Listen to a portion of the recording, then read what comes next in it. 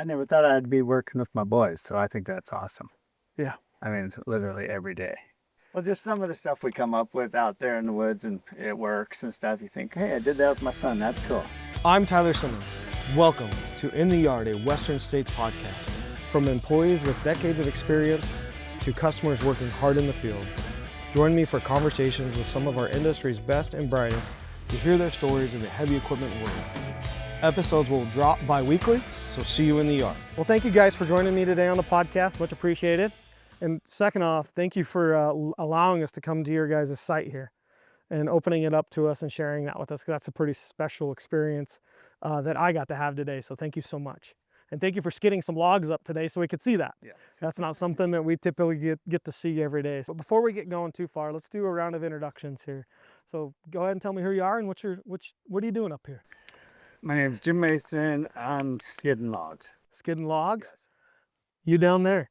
Greg Mason, switchback between the buncher, loader, shovel. There you go. I'm Brian Mason. Do the same. Do the same? Jerry Mason, run the office and run bits. So today we're up here on this project up here. Jerry, can you explain to me what we got going on up here and what type of work we're doing? So we're doing a combo job where it's tether logging and tractor logging. And so it's combined together. So we're doing both parts of that. Okay. So what's tethered logging and combo logging? Well, a combo is a combination of the two. Okay. So part of it's tether and part of it's tractor. Okay. And so part of it's just split up between the whole job. Oh, cool. And so what are we up here logging today? As far as species? Yeah. Doug fir, grand fir, cedar, lodgepole, ponderosa pine, a little bit of everything. A little bit of everything. And what are those logs used for after you guys log them? Dimensional lumber and studs and building houses and kind of all of the above, and a little bit of chipwood, so make paper products. Oh, wow. So they're used from all different types of things that we have. Absolutely. That's pretty cool. So, and then up here, when you guys are logging, what type, are you guys like, as far as the forest is concerned and that types of thing, are you guys like selective cutting, or what's the cutting process you guys are working through up here to manage the forest? So everyone's a little bit different. So this is going to be mostly a clear cut, and then they'll replant it. Okay. But we do selective cuts. We do all sorts of cuts. Oh, there you go. That's kind of a cool process. Yeah. For sure. And so tethered logging, let's talk a little bit about that. Just a steep slope. Whether we shovel it, skid it, cut it with the buncher, hook to the tether. Okay. And what is a tether? Yeah, cable system machine. Okay. So you're basically putting a cable system machine up there and it drags the machine up the mountain. Yeah, it's giving an assist. Assist up the mountain as it goes from there. So the logs are cut down below from where you're loading out. And then you have a T-winch or some type of product sitting up top there that's got a winch on it. And then you basically skid the logs there, tether up to the T-winch, and it helps you up the hill. Yep. That's what it does. So how's the T-winch experience been, or is that a fairly new tool you guys have up here? Fairly new. It's like the learning curve. For sure. What makes it a learning curve? Just to learn the different ways of getting the wood efficiently up to the landing. Oh, that's pretty cool. Nice. Cool. So Jim here, how long you been logging? Oh, gosh. I think I was 16 years old when I started bucking on the landing. Oh, my goodness. So 41 years. 41 years logging. Yeah. Okay. And then Jim and Jerry, you two are brothers, correct? Yes. We are. Yes. Oh, wow. Okay. And then you two are brothers as well. Yeah. I would hope so. You look like twins. I would sure hope so you're related. Nice. And who's your dad? Jim. Jim's your guys' dad. Yep. Okay. So we've got some multi-generational logging going up here for sure. 2 generations sitting right here. Yeah. That's pretty awesome, first off. We were talking over there a little bit before we started, and your guys' dad started it, correct? Correct. Okay. And when did that start? 1978 Okay. is when he founded the company. Oh, cool. And in 1978, what company did he found, and what was that? The same company, Mason Logging. Okay. Yeah. And why did he want to start a logging company? I don't know that I have the answer to that. Okay. Because he was a logger. He just started his own. Okay. Went from working for somebody to having his own company. So he was a lifetime logger as well. Yes. Yeah. Wow, that's pretty impressive. So you guys have been in the woods pretty much your whole life. Pretty much. Yep. Wow. Okay. So what do you guys like about logging and being up here? Being away from everybody, just doing your own thing. It's a little. I would agree. It's very peaceful. Yeah, yeah. It's after being up here for an hour or two, I can Yeah, say it's pretty peaceful. Yeah. That's pretty awesome. Yeah. So what was it like at 16 years old on your first? I was just working like over summer break from Okay. school and stuff. So what would you come and do during summer Block break? logs. So it's back in the old days, you had a chainsaw and a skidder. So you just did everything by hand. No processors. You did it all by hand. So skidder would drag it up, and then you would buck the logs and Cut 'em everything. into lengths. Yep. With cable, so no grapple. No That grapple. was a very rarity. Oh, so okay, let's talk through that for a minute here. When you say a grapple, and what are we talking about? Like the grapple skidders. Yep. Yeah, you had chokers hanging off the back where you manually got jumped off, hooked the log up by hand, and then drug it in. After a guy with a chainsaw felled the tree. So everything was done by hand. Okay. Yeah. So walk me through the process of when you guys got to a job. What would it look like, when you first started? You'd send a sawyer out. He would start sawing trails. Then the skidder or the cat or whatever you're skidding with had chokers. And he'd start skidding them in. You'd find a landing, skid them into him. And the guy'd be measuring with a log tape and a chainsaw and cutting them. Okay. All by hand. All by hand. Okay, so after they were cut, what happened then? Usually back then we used self-loaders. We had a Okay. loader on the truck. He would come in, load them himself, and then haul them to the mill. And haul 'em to mill from there. Yeah. So it's very manual process. Yes. Wow. Sure. Wow. So what does it look? So let's talk through that same process today. So today, when you guys show up to a job, what does the process look like there? You start off with that feller buncher. He goes and cuts them down. Then you have a grapple skidder. Go and grab bundles of them. He puts them in piles. Then you take them to a processor, which you saw down there. It turns them in one at a time, delimbs them, measures them with the computer in the head, cuts them. Then we have a log loader sitting on the road who's loading them on trucks. Okay. So there's no manual. No manual labor at all. It's all done in machines. Yes. Wow. So when you first started, what was a good day? How many log trucks could you get out in a good day? When I first started, there was only two guys working, 2 or 3 guys. Okay. So, if you got a couple 3 loads, you did really well. Okay. And today, what's your guys' goal? What's your guys' goal today on the number of trucks to get out in a day? We love to see anywhere between 12 to 20, depending on the job. Okay, so that's almost a 10x increase, roughly. Plus, the wood is smaller that we're working in now. When we're doing it by hand, it's bigger with logs. Now they're touching so many little pieces too, because you got chipwood on there where there's 200 pieces per load. We didn't have that by hand. You couldn't do that by hand. Wow, so the efficiency of the operation has significantly changed over the past, I don't know how many years is that, 30? 40. 40 years, 41 years. Wow. So what do you think's what do you think's the biggest driver been for that innovation and that change in the industry? Mills want more wood. There you go. Demand. So yes, fine demand. Yeah. Seeing a lot more demand for lumber than we've ever had. That's a big part of it. Yeah. I Where- would say that's a big part of it. Yeah. So what's the logging industry look like today? Like as far as as a whole, because I'm not in the logging and I'm adjacent, right? To what we do every day. So from your guys' perspective, what does the logging industry look like today? I think we had a rough year last year, but I think it's looking up. We have a housing shortage across the country, so that's a positive for us. That's a positive thing. But I think it's going to, my guess is it's going to be steady and, hold there and go up in the future. There you go. That's a positive outlook. Yeah. That's looking exciting. Nice. So down there, you two gentlemen, so what brought you guys into the woods to come logging? Just being raised by it. Okay. It's kind of what we grew up doing, and just kind of born into it. There you go. Yeah. So what's the most exciting part about coming up here every day? I love the work we do. Okay. I enjoy being up here, getting to run this equipment. Seeing the views we get to see makes it all worth it. Nice. So when you guys started up here, what were you guys doing?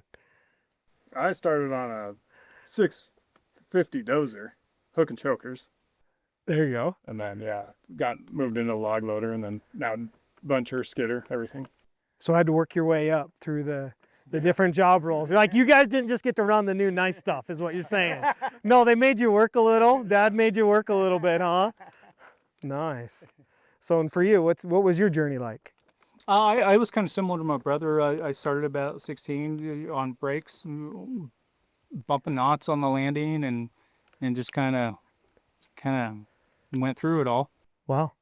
So it's definitely been a labor of love one way or another. Yeah. That's what's interesting to think about is the amount of change from the 78 to today as you guys, and there's been some ups and downs in the logging industry too, right? It hasn't always been smooth. So what have some of those ups and downs been like for you guys? Oh, well, I can say that we went through when the housing crisis. We had a lot of work, but we had to work for real cheap. We had to bid jobs, and we made it through it, and we came out of that. So I think that was a good thing for us. There you go. So, and how do you guys manage those types of things when they happen? So when you have to bid jobs cheap, what levers can you guys pull to continue to be competitive in that that space, right? I don't have a good answer for that. We just make it work somehow. There you go. Isn't that funny how that works? Like, that's just the way life is, right? Yeah. You just you're like, how am I going to do this? I have no idea. And the next thing you know, I'm doing it. I don't know how I did that, right? It's just kind of the way life works. That's true. There you go. So we're up here on this job site. There's all kinds of cool pieces of equipment that are up here running. So what's your guys' favorite piece of equipment up here? And why do you go first? Anybody? I'd definitely say the buncher. The buncher? Yeah. There you go. Why? Just, I don't know. I like going into a fully treed area and then just getting to cut them away, open it up. There you go. Yeah, I enjoy that. So what do you like getting efficient at it? Is that your favorite part every day, getting a little bit better? Just the technical of it, like when you're tethered, being on that steep ground, cutting the trees. And you? I'd have to say the buncher or the shovel. The buncher or the shovel? What and why? Okay, so he said the buncher, so we already took that. So we're gonna keep taking machines away. I'm so excited for years after we take them all away. What you got? Yeah, I already do. So when you've got let's talk about the shovel. Why do you like running the shovel? Yeah, I enjoy working with the skidder, Okay, trying to help out and make it easier for him to get wood in the landing. there you go. So what's the shovel? Let's talk about what a shovel does, because I'm assuming it's not a shovel that I'm gonna dig a hole with here real quick. But so what's the shovel do, and what's that machine do on the job site? When it's too steep to skid, we just make big bundles, moving them up at a time, and you get, what'd you see, 100 feet per swing. There you go. And so a shovel is basically like a log loader machine, an excavator with a grapple head on the front of it or something? Yep. Okay, cool. There you go. All right, now it's your turn. Now we've gotten rid of the buncher and the shovel.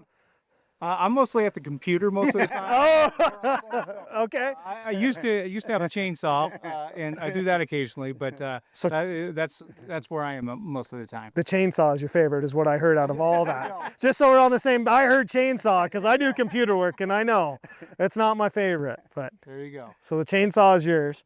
All right, and what do you got for me? I'm a skidder guy. Skidder guy. Yeah. Why?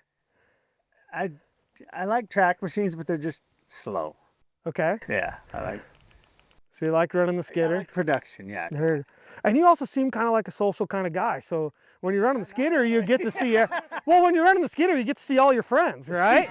You get to see the shovel operator and the buncher potentially at the bottom, and you get to see the log loader and the processor at the top. Everybody. Yeah. I do, So we totally. know who the social one of the group is. We just figured that out. He gets to see all his friends, wave. There you go. That's too funny. Nice. So I see that down here on this landing, I saw a 527, right? So a 527, who wants to tell me what a 527 is first? Because that's a little bit unique to the Pacific Northwest and logging up here. What it is or what we use it for? Let's first talk about what the machine is, because the machine's a little bit unique in its own, right? Of what it is. Yeah. Just a swing and grapple cat. It is. It's like a D6, right? That's Yeah. been converted. Yeah, exactly. So it's like a Cat D6 that's got a longer roller frame on it. Yep. So it hangs out the back a little bit more for the weight, and then a swing grapple plus a dozer blade Yeah. on the front of Yeah. it, right? So you kind of get the best of all those Everything. worlds. Yeah, it is. There you go. And It's a very useful tool for a lot of things. yeah. Big time. So and what do you guys use that 527 for? Skidding really steep ground downhill. Uphill we tether it, downhill. Okay. Use that. Building lots of trails. That trail right there, built that whole thing with it. Okay. It's a very versatile machine. So you kind of use it for road building plus your steep ground. Yeah, exactly. There you exactly. go. You don't want to run them a lot because they're kind of expensive to run. A lot of wearing parts there and stuff like that. So Anything with tracks typically is that way. yeah, and it goes fast. So Yep. that's even worse. Metal on metal. Yep. So yeah. Anything with tracks typically, and it goes quick. Yeah. That's cool. Yeah. Nice. How long you guys had that 527? Oh gosh. 4 years. 4 or 5 years. Nice. Yeah. So what did you guys get it for? What was the job and why did you get it in the first place? For all those reasons. Okay. Yep. So let's talk about that job you got on it first. What were you guys doing? Well, we had we had the 650 then, right? Yeah. Yeah, and it was a choker machine, open cab. Well, not a lot of people want to run those anymore either. So they want to get a swing grapple with the enclosed cab. So we started. That was a pretty steep job, I think. Yeah, we needed it, so it was time to update. It was time to update. Yeah. And so when you guys first got it, did you guys notice a difference right away in the overall job production? Oh, 100%. Yeah. Yeah, it could do way more than the 650. The 650 was a great machine, but this was way above and beyond what we expected. Oh, wow. That's pretty cool. So what's a normal job for you guys? Like what is it what does the project look like and what type of work are you guys doing? Do we have a normal job? Yeah, it bit just different. depends if you're industrial or private. Okay. So tell me about the normal industrial job you guys are doing. Well, it's You're asking tough questions. yeah, How many acres are we logging up here today? 65. yeah. 165. 165 acres we have to log. How many board feet do we have to get out? 2.5 million. 2.5 million board feet out of here. Yeah. And what is a board foot? 12 by 12 by 1. 12 by I 12. believe that's correct. Okay. So it's basically they break it down into boards. They take them to the mill, they scale them, and then they tell you your board foot. Oh, really? So a logging truck would have like 5,500 board feet on it. Okay. roughly 5,000 to 5,500. Okay. So if you see a logging truck, you think So how many trucks is that out of here you got to get then? So I could do that math real quick because now I'm kind of curious. 400, 400 or 500. 500 log trucks 500. roughly out of here. Wow. So you're at, if you're doing 20 trucks a day, right? That's, I mean, I'm using that as that's your goal. Yeah. So, When you tether, it slows everything down. okay, so 10 trucks a day on a tethered day. Yeah, I think we're hoping to get 10 to 11 on an average there. We're gonna have good Between days, the- we're gonna have between bad the days. both. Okay. So you'll be up here for 2 months roughly on this job or so. Yeah. Yeah, that's yeah. Roughly. yeah, Just doing some rough math there in my head of the board foot per Yep. project. And is that pretty standard for you guys? About a 2.5 No, month? it changes on every job. Okay. So some of them are tougher, some of them are better. It depends if it's all tractor or if it's combo.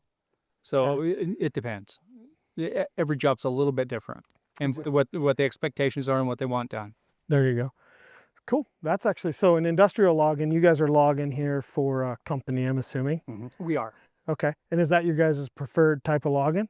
Yeah, I would say for the most part, yeah. Okay. Yeah. So we do most of our logging for Inland Empire Paper Company and Idaho Forest Group, and then we do some private stuff as well.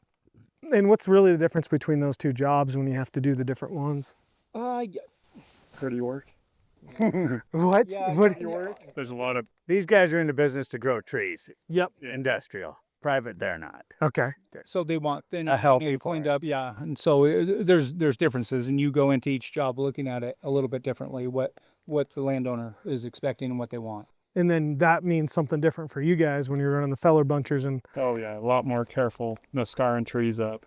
yep. So that's kind of an interesting thing to think about, right? Because I think like agriculture, in in a lot of ways agriculture, they go in and they plant a field and then they harvest the field, right? And it's very visible. crop, It's a crop, right? And I guess logging, and I didn't connect those dots to that today until we were talking about industrial versus private property. That's kind of what industrial is it's basically the same thing as we plant the tree and then we harvest the tree for the wood. Exactly. Yeah. Exactly. Well, and so when you talk about planting a tree and harvesting like we're doing here, what is the rough time frame from when a forest gets planted until you guys get to harvest it? Well, it depends a lot on where you're at, what kind of moisture you get, but they can be on 30 to 40 year rotations, depending on the climate and where the moisture content that they're getting. Okay. So, So about every 30 to 40 years, you're yeah, in. somewhere in that time frame. You there's some older growth stuff, and there's kind of it varies, but yeah, I would say right there in that time frame. Wow. That's actually kind of a cool concept from there of just being able to plant it, harvest it, and then replant it and harvest it again. Renewable. Renewable Yep. all the way through. So question for you, it's 41 years. Have you gone back and harvested something you've harvested once before yet? Yeah, up on the outside of Rathrum we did. Okay. Yeah, and I think they're going to harvest it again this year. Okay, so It grows like the coast, though. It's crazy. over there. Yeah, where that place I'm talking about. Okay. So what was it like? So when you first logged it, when do you think, either one of you, when was the first time you logged that section? Oh gosh, that was early '90s, late '80s. Okay. Yeah, yeah, and then I mean our trails were still in everything, but the trees took off, and then we cut it again, and now they're ready to do it again. Was it like going home when you showed back up to log again? It was cool. Did the truck just magically drive its way back to the job I site? don't know about that. That's a pretty cool side of that piece of it. Like when you think about it and how long you guys been involved in Yeah. it, is that you're out back harvesting areas that you potentially.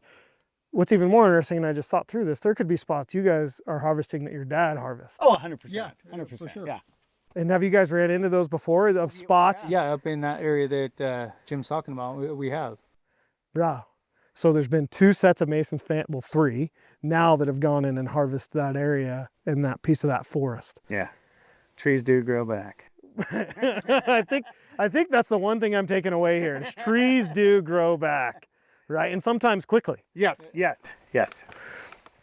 That's pretty cool. And then the private property side of that too, about the selective cut and managing through those. That's also another interesting part of it too from a forest health. Who typically asks for those types of projects, or is it the Forest Service that's doing that stuff, or? No, it's generally like just private landowners that we've been around long enough that they'll call and say, hey, we want our forest managed. We would like some cutting done, and kind of then you walk through a prescription with them and see what they want and kind of go through that whole thing and just kind of they're the boss, so they're what they want, and then we can give them advice, but ultimately they're the boss. There you go. So that's your customer on the other side of that, right? Yes. So you've got industrial customers and private party customers as you work through that. Yes. Cool. So what are so when you guys talk about what typically, like in our world, customers are the center of what we do every day, one way or another. So when these guys talk about your guys as customers, what do you guys do to make sure your customers are happy and you're executing on what they wanted? I would say we just try to give them what they asked for. Ultimately, you know what they're looking for, and then back to give them advice, and then but what they asked for, we want to give it to them. That's cool. That's cool. Because I think every project could be different a little bit. Yeah, absolutely. Yeah. Is every industrial project the same, or are they all different? No. Just different challenges. Yeah. Okay. What kind of challenges do you guys run into in a project? Well, like this one right here, if you look up there, there's an RMV there. There's water up there. Okay. We got to find ways to get that wood out of there Okay. and get it down to the road. So just little stuff like that. We had to put a trail here because you couldn't drop down through there. Challenges for our production anyway. Yep. So you have to find different ways Yes. to, And that's what I think we're pretty good at. it's just being creative. Yeah, exactly. Is that what you guys would say you pride yourself in, is being creative? Oh yeah, yeah. We kind of have to be. You have to, yeah. Yeah. Yeah. So, what is one of the coolest creative projects you guys have done? And we're going to work through that on all 4 of you today, because I'm kind of curious now. We're not starting with you yet. We're going to start on this side, and we're going to work our way that way. There. No, Younger minds. all right. We'll start in the middle.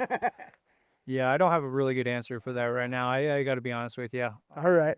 Is anything I'd say the Mount Spokane job we did. It should have. You could have definitely set a yarder up there. Okay. Yeah. Look back and look at that. We tethered 1,200-foot skids at 80% slope, and we got it all done. Yeah. How long did that project take you guys? It kind of got split in half. Went in one winter, That we got snowed out. got basically. snowed out, and then had to go back the following fall. Okay. So what made that project unique? What was the project and what made it unique? Just how steep that ground was Okay. and how long of skids it was. Okay. How steep was the ground? It's like that. Like usually, normally you would have a yarder Okay. and guys hand sawing it. Okay. So normally you'd have a guy down there handsaw and then using a yarder Yeah. to drag them out. Yeah.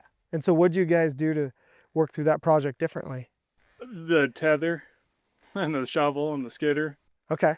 Yeah, just had to all work together basically to get that wood up the hill. Okay. That's when the shovel came in. Yeah, it is. Yeah. Is that the first time you guys had ran a shovel job? Uh-huh. So what drove you guys to have a shovel on that project? Yeah, exactly. No getting it done without it. Yeah. Okay. Steep the ground was. Okay. So then you gave, basically what you would do is you'd follow them with the feller buncher, right? Still. And then you would use the shovel to group them together. Oh, and work them up the And hill work them up the to the hill. landing. Okay. You'd use the shovel to work them up to the landing. And then you would use the skid or tether to pull them up to the top of the landing from there. Yeah. Okay. Like every different strip was. Yeah, whether- every trail was different. We so if had it to was use too something steep, then the shovels got to do it. Okay. Some ground that's just too steep for the skidder to tether on. Okay. and be productive. You Yeah. keep bringing one tree up at a time because it's so steep. Really? Being pulled up. Yeah. Oh, wow. That is some was crazy. really steep ground. Yeah. That's pretty cool. So you're sitting in the skidder looking up at the sky. Yeah, coming out. Whoa. Yeah. Was that your favorite part of that? That was, and you know, when we first got the tether, everybody's, I'm not hooking onto that little thing. It's not pulling me up there. And then you go down a few times, you think, okay, I got some faith in this thing. It's pretty impressive. Really? But yeah, first time, not good. That's too funny. So he had his favorite project over there in Spokane, or his most interesting project. What do you got? Gosh, that would have to be mine too. I mean, they're kind of a lot the same, but that one was a major challenge. Every day it was something different on how to get down there. There's water running there. It's steep ground. It's soft. And we knew we had to get it done because we'd already been in there once. We had to get it done. So we just tried something different all the time and we got it. That's pretty Yeah. cool. And that was our first experience with the tethering and all that. So I think it's probably all of ours. Yeah, because that was our first experience with all this new stuff, new technology. Okay. So So for a minute here, let's talk through this project. Like, nobody knew what the logging industry was, and it was their first time ever understanding this project, right? Who wants to explain this project to like a first grader that has no idea what you guys do every day? Well, they got first graders, so they can. Yeah, yeah.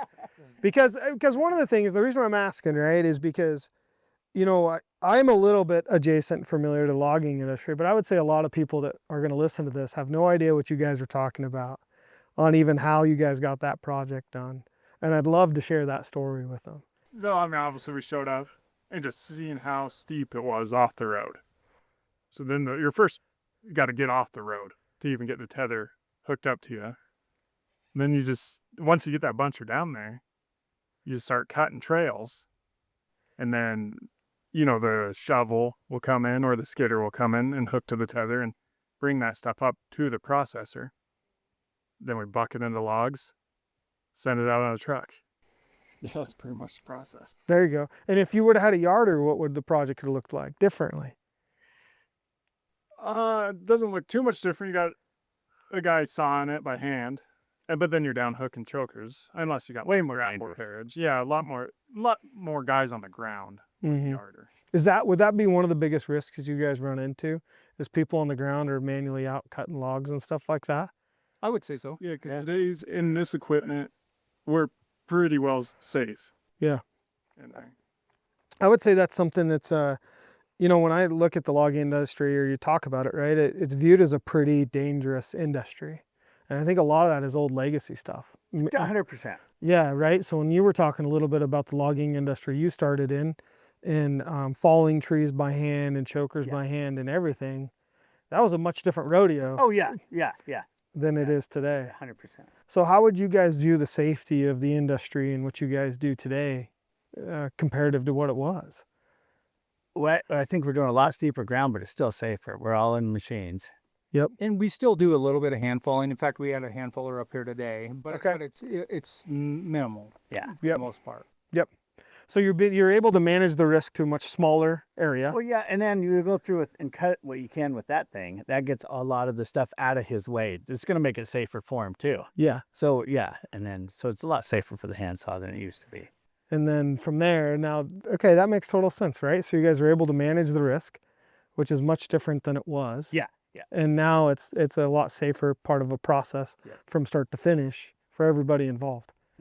And I think that's something that's pretty cool, right? Because I think that when we talk about people wanting to come into the logging industry, what do you think one of the barriers is for people to come up here and start logging with you guys? Well, I think one of the big things, and I can speak on this a little bit, Yeah. is your workman's comp and your age to get into a truck or get on there. Your insurance rates. It's still dangerous because there is risks there, but that's kind of one of the harder things for younger people that I think our association and people are trying to work on, but they don't really want young people in there because of your insurance rates. Okay. So. So it's hard just to organize logistically and regulatory, I guess, kind of you could say, to get somebody into the industry just because some of the challenges from risk standpoint. Yeah, and they are working on that, but that's a big one. Okay. And when you guys look at this job up here, do you guys have a shortage of people to come up here? I mean, could you use more labor to help you guys? I mean, I think we're okay now, and I think we've got people coming in. Some days you need extra people, some days you don't. So, Okay. yeah. Okay, so it's really variable from Yeah. day to day. Yeah, Yep. There you go. Do you think as you guys look forward into the industry and where you guys are going in the next 10 or 15 years or what that looks like, is there enough people feeding into the logging industry to help sustain it? I think so. I think there's a lot of people that show interest. So that's our hope. Mm-hmm. How do you guys feel about that? I think so. I think everyone's getting so efficient. That's the key. You don't need As many as people. many crews because crews are moving so much wood now. Okay. Yeah, the mills are shutting people off that we're that efficient. Oh, wow, that's interesting. So So you guys are able, the efficiency has just gone up significantly. yeah, absolutely. So do you think that's how you guys have worked through some of the shortage of people coming in, is just driving more efficiency? Yeah, it could be. 100, Yeah, it could be. Yeah. I mean, that's kind of happens a little bit naturally through whatever, whenever you have a constraint, you have to innovate, Yeah, exactly. right? And whatever that Well, constraint is. If you look at that machine right there, Mhm. probably 6 Sawyers right there. Okay. So one machine is replacing 6 people. Yeah, and I just randomly threw No, that out that- there, but that's No. Probably right. No, and let's just throw that out there for a little, because I think that's kind of an interesting piece of the industry. And that speeds up the whole process because they're putting bundles. They're ready to move the wood fast. A handsaw is not. They're just tipped everywhere, and then you got to go chase them down. So it speeds up everything. That Oh, wow. starts from there. So that one piece of machinery can just have a huge impact. World of difference. oh, absolutely. And when did you guys get your first feller buncher? That is our first one. Yeah. Okay. So how were 4,000 hours ago. 4,000? Okay. So again, before that machine, were you guys mainly hand falling everything? Contract. Yeah, we had contract We had rollers, cutters. contract buncher. A contract buncher that was coming in, Yep. and basically, so let's talk through that decision. So when you guys looked at a contract versus having your own machine, why did you guys make that business decision to get your own feller buncher versus contracting it out? See my fingers right here? Yeah. Let's talk. Those two. What does that mean, those two? They wanted a buncher. They wanted a buncher. No, and it made sense. It worked out, and yeah. So we went. We did all at the same time, the tether and the buncher, and just kind of went all. Could in. see where it was going. Okay. You had to be tethering or you're not going to be logging. Okay. So, and that we needed that. There you go. So just kind of business pressure as a whole. Yeah, it made sense. Okay. So we had a conversation. We talked about it, and it just made the most sense. How did you two guys bring that conversation up? I think everyone's known for my whole life that I've wanted to run a buncher. He also sent me a picture of that buncher, literally. And he started crying. Oh my goodness. Okay. So you've always wanted to run a buncher. Oh yeah. Why is that? I don't know. It's just the challenges it comes with. Okay. And I kind of get to work by myself out there. Okay. Nice sometimes. There you go. So you had to talk your uncle into it. Yeah. It wasn't too hard to talk me into it. We all talked, and it made sense. There you go. So what did that decision look like for you guys as you guys talked about it? Because those happen all the time up here. You guys making decisions together. So as you send in pictures and stuff, what did that conversation look like amongst the team? So we all sat down and said, "Hey, are we gonna do this? So here's our opportunity. Do we want to do it?" And we kind of all agreed that it made sense. Mm-hmm. What was the other option? Well, to stick with the way we were doing it, and we knew that probably wasn't gonna make sense, So it just everything kind of came together. That's pretty cool. So once you guys got it up here, and after you spent about a week on it and figured out how to run it, I'm assuming it took you a week. Oh, yeah. A week or 1,000 hours till you got efficient, whichever one came first, right? So after you got efficient, what impact did it have on the whole job? Did you guys almost notice right away? Oh yeah, I think big time. owning your own, you get to help out more. Yeah, if you're contract cutting your job, you want to put wood down because that's how you're getting paid. Okay. Okay, that is going to help speed the whole process up. He's going to go above and beyond to make more wood go to the processor. Yep. Because it's a whole unit there. But you can't ask a guy, oh, go punch in a trail with your buncher for me, and we're not going to pay you. But ours, we can do that. So Okay. he can do so much more. He can pack trees if he has to, rather than bring a handsaw in.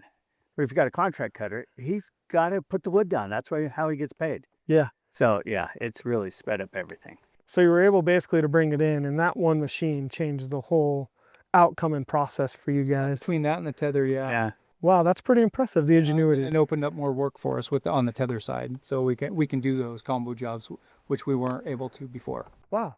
So there's a lot of like little business decisions you guys are making every day to kind of. We may not get them all right though.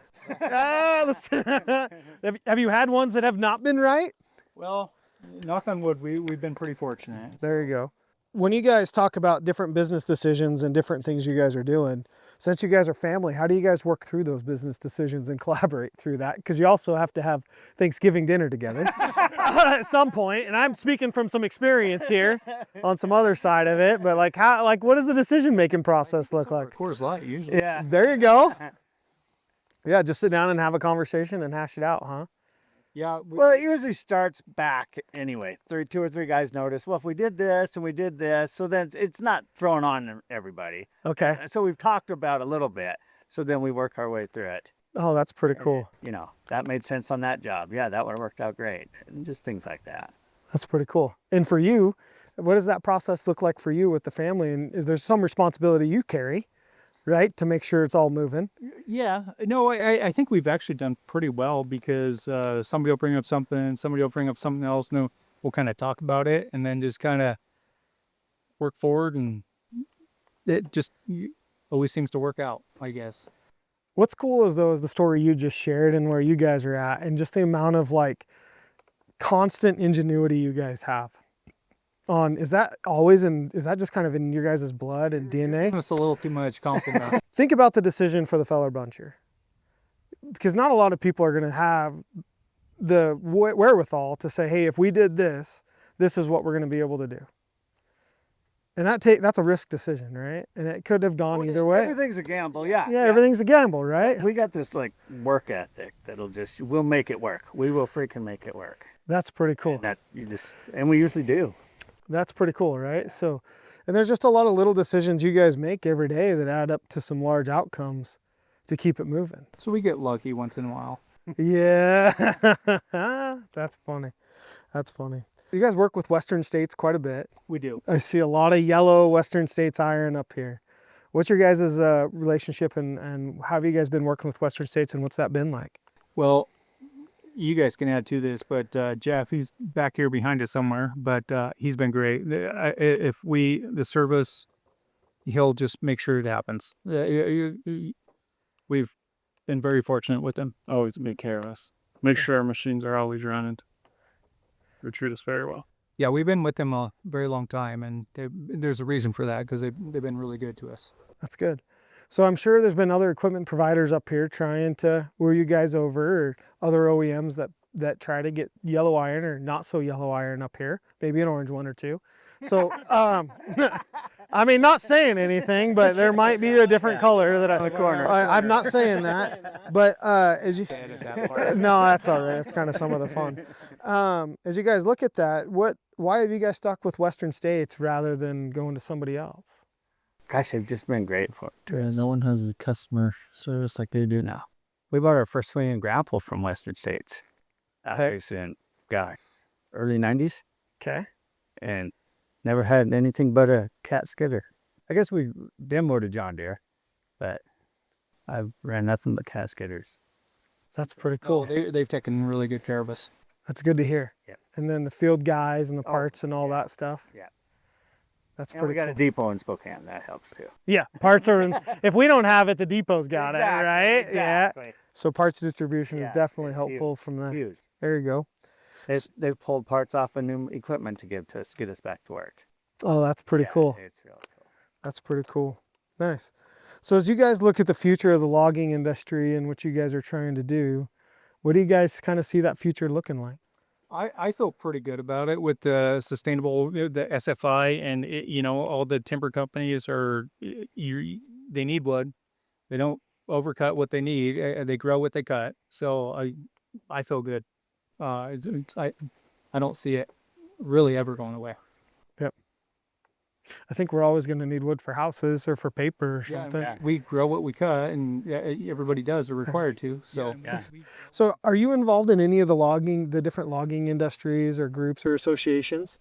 yeah, we're a member of the Associated Logging Contractors. Okay, cool. Yeah, and then we go to the conferences, and So what is that? What is that association? so that's a group that I don't know if I'm going to explain it right, but all the you can become a member of it, and they provide your training, and they're an advocate for you, and they just kind of So what have you been going to those conferences and doing those different things? What are the different topics they've brought up that they're trying to tackle and move forward? oh goodness, yeah, everything. You can't take it all in at one time. They have everything available that they're trying to teach, and from maintenance to wood recovery to just a list of things. I couldn't even tell you how much, but from A to Z. Okay, cool. So they're just there to support you guys all the way. A lot of safety stuff. Yeah. There you go. Talk about what you guys have going on up here, and to your families and to society. What is the one thing you guys are the most proud of being able to be a part of? I kind of think it's kind of neat that most of my family's up there on the job. I mean, that's a pretty cool thing that a lot of people can't say. It is pretty cool. Yeah, and we've got several generations, and yeah, There you I don't go. know if that's a great answer, but it's I, the one that came out. hey, what's cool is how the family, you guys are a family up here doing this, and I do think that's something to be proud of, right? Because you're right, that doesn't happen a lot, and to go through from that, that's pretty cool, Jerry. Jim. Oh. Go that way. All right. There you go.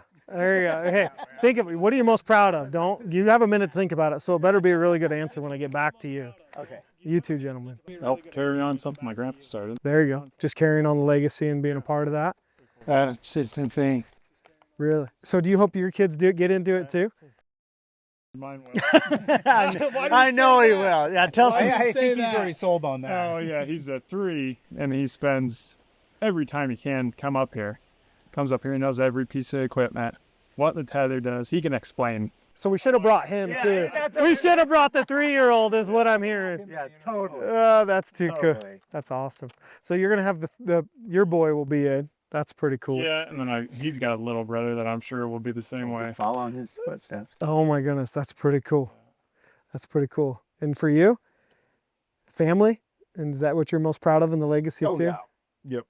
There you go. All right, Jim. I just I never thought I'd be working with my boys, so I think that's awesome. Yeah. I mean, it's literally every day. So They don't like that. You are the social one. It's like, so you get to say hi to him up and down the hill. There you go. well, just some of the stuff we come up with out there in the woods and it works and stuff. You think, hey, I did that with my son. That's cool. That's really cool. Oh, that's a pretty cool story. And not a lot of people get to share. I think that's kind of a little bit lost in our society Yeah, right now. yeah. And I think it's personally pretty cool that you guys get to come up here and be with your family and do that work every day together, and then still get to go. I'm assuming you guys have Thanksgiving together too. Well, we generally Christmas Eve all together. Hold on a minute, but yeah, we see each other a lot. Maybe a bit too much. There you go. That's pretty cool. That's pretty cool. So if to anybody that's out there, what is the one thing about the logging industry you want them to know? Just to the random person, imagine somebody in Seattle. I would say that it's renewable. The trees grow back. Everybody thinks your clear cut is done. It's not. Go back 5 years later and you got trees this tall and it's growing. Yeah. Yeah. And you use them every day. Everybody uses it and they forget that. Yeah. They don't want your clear cut, but they want their houses built. They want this, they want this, they want this. Yep. And I think I think the interesting part of that, and we talked about it, is you're cutting places that you've cut again, Yeah, exactly. right? And that exactly. your dad cut, Yeah, right? Like right. you're cutting the same ground, Right. right? So it's kind of going through Yeah. from there. Jerry, what would you want everybody to know? I would go along with that. Yeah, renewable, sustainable, recyclable. I mean, it's an asset that we have that, and if we keep taking care of it and managing it, it's going to be there forever. That's pretty cool. All right, and I forget who's who down here. So Greg, Greg. Brian. Greg, Brian, Greg, what do you think, boss? About which So imagine somebody that's not even in the industry. What would you want them to know about the logging industry and what you guys do? that kind of the same thing. That, but if we don't take care of it, there will be fires, and that will be what takes care of it. So at least we're being able to use the wood. What do you think down there, boss? I don't think people realize how much it does stop forest fires. Okay. Having it cleaned up. That something's not just going to come in and wipe it out. Yeah. And we've had some rash or really bad forest fires up here in the Pacific Northwest and up in Canada that have been really destructive. Yeah. Right. What do you guys think are some of the major causes of those forest fires? Other than lightning starts it, is it because we're not managing the forests? Forest. Yeah. Okay. yeah. What's a healthy managed forest look like? Thinning it out, taking out the dead stuff, dying stuff. There you go. Well, you don't want it too thick to where you get crown fires where it just jumps from tree to tree to tree and it just goes. Yep. So, which comes back to management. Because isn't it true? Like if the canopy is really strong, then you get a lot of underbrush out of it too, right? Isn't that right? You end up with a ton of underbrush when you have a bunch of really tight knit trees. But if you have it thinned out a little bit, you end up with a little bit less underbrush as well. Is that right? Am I thinking of that right? Typically, it will slow that down. Like if you have spacing and you have, breaks and whatnot. So And then that'll help manage a forest fire if it comes through from there. Exactly. Yeah. So I think that's a pretty interesting message, kind of if we look at what all you guys brought in is that, it's a renewable resource that we have available to us. It's an asset that builds our communities one way or another. Yeah. And if we manage it the right way, we can reduce wildfires. Yeah. Right? And pollutants through smoke and some of the other stuff from there. So yeah, I think it's just I think the logging industry a little bit gets it's like several industries, even the construction industry gets it and the mining industry. Right? We have to have all these things to live the world that we've got around us and to go forth from there. Yeah. So that's pretty cool. Well, I appreciate you guys being on this with me and for inviting us up here to the job site from there. Is there anything else you guys want to share with me or talk through that we didn't talk through? I think we're all good.